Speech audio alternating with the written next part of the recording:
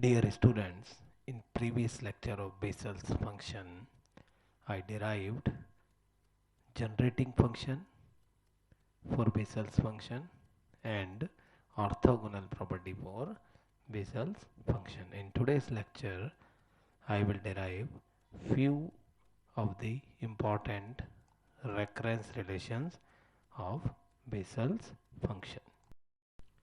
Like we derived 6 recurrence relations for Legendre function. Similarly, we will derive 6 recurrence relations for Bessel's function. Out of them, first recurrence relation you can see x j n dash x equals to n j n x minus x j n plus 1 x, and for deriving this we start with traditional form of j n x, which we obtained through generating function in previous lecture.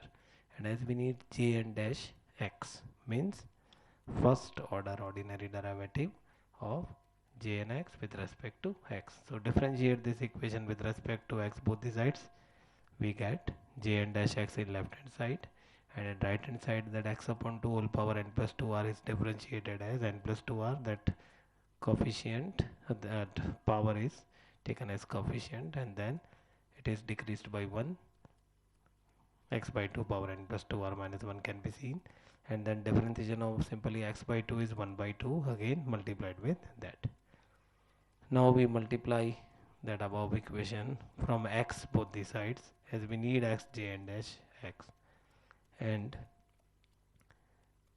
by doing that in right hand side we can see that x is multiplied with that half, so it becomes x by 2, and we are considering that as equation 6.11. Why we give some number to this equation? Because this 6.11 is very useful, and it will be useful for deriving second recurrence relation, which we will discuss in next slide. So remember that 6.11, we will discuss it in next slide also.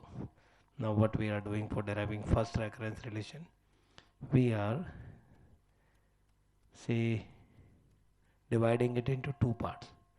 Say n plus 2r is there, so with n it is first part, plus 2r it is other part.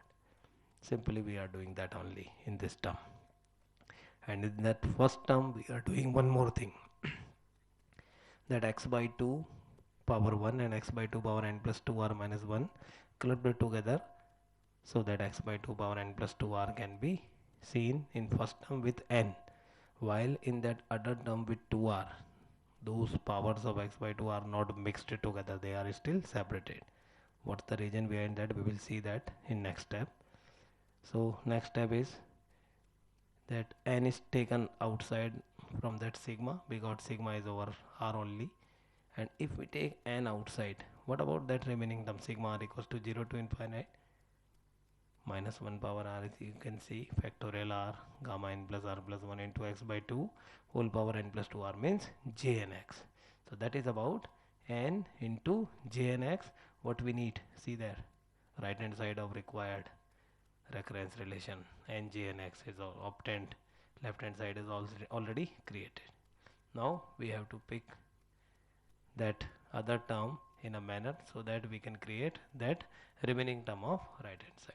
And for that what we are doing, say x is taken outside from that sigma over r, and 2r multiplied with 2, so 2 and 2 cancelled, so it's r, and then that x by 2 power n plus 2r minus 1 is obviously there, and r and factorial r means r into factorial r minus 1, so that r can be cancelled out, and by cancelling r, sigma shifted to r equals to 0, from r equals to 0 to r equals to 1, otherwise all terms remains invariant.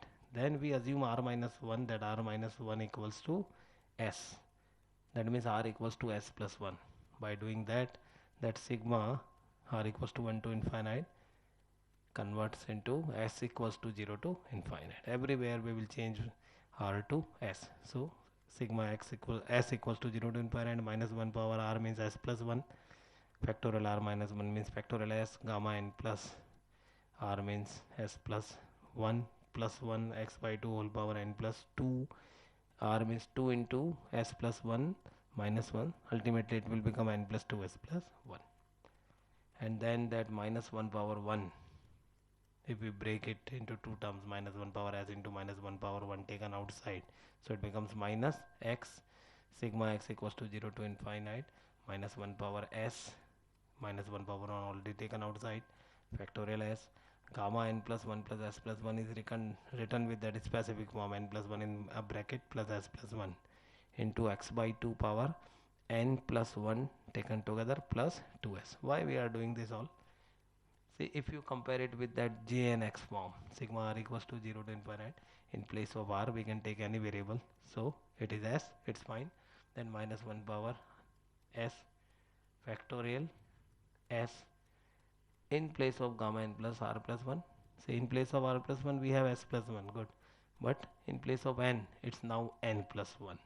Then x by 2 whole power, in place of n we have n plus 1, and in place of 2r it's fine, 2s. So if we compare it with that standard form of j and x, it is nothing but j n plus 1 x, because in place of n we are having n plus 1 at these two places, and r is similarly replaced by s. So that is about equation 6.12, means that is about derivation of first recurrence relation for Bessel's function. We talk over second recurrence relation. As you can see, left hand side of second recurrence relation is similar to that left hand side of first recurrence relation, x j n dash x. Now for deriving that second recurrence relation, whose right hand side is obviously different than first, we start with equation 6.11, which I mentioned in previous slide, that at the time of deriving first recurrence relation, after 2-3 steps we obtained x j n dash x. That is equation 6.11 is providing x j n dash x. We are using it directly, but if in examination you have to derive, you have to mention those 2-3 steps more. How we are obtaining x j n dash x?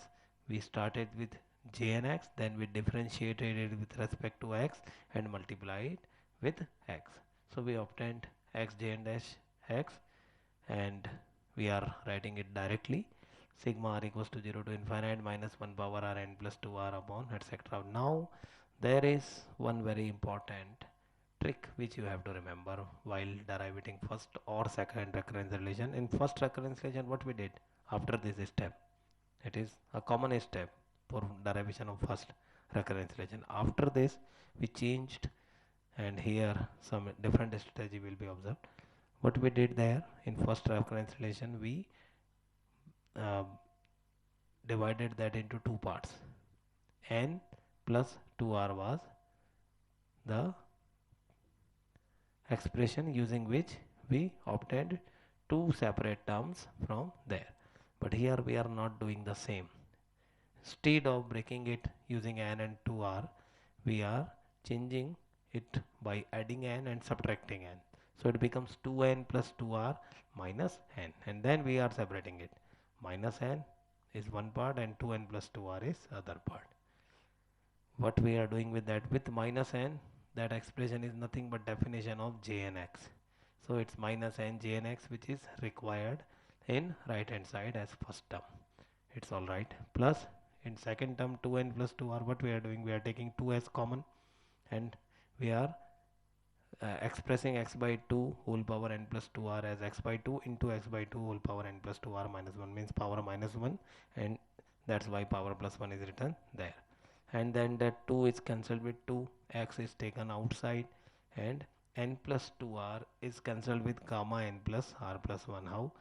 We know that gamma n plus r plus 1 means n plus r gamma n plus r, and that n plus r cancelled with n plus r, and it's gamma n plus r written there, and x by 2 power n plus 2r minus 1 there, and that x is taken outside, 2 is cancelled with that. So simple modifications, nothing else. And then we are just doing one more thing. In that gamma n plus r, we are adding and subtracting 1. So minus 1 is with n, so n minus 1, and plus 1 is written outside, and then we are writing that is specifically n minus 1 together plus 2r. And by doing that, what happened there? By doing that, it is nothing but definition of Jn minus 1x. If you compare it with standard definition of J and x, you will find only two differences. In place of n, we are having n minus 1 at 1 and 2 places. So its definition of J n minus 1x, so plus x into Jn minus 1x. So it's about the remaining second term of right hand side. So that is, we finally derived second recurrence relation, and first and second recurrence relations are very important from derivational point of view.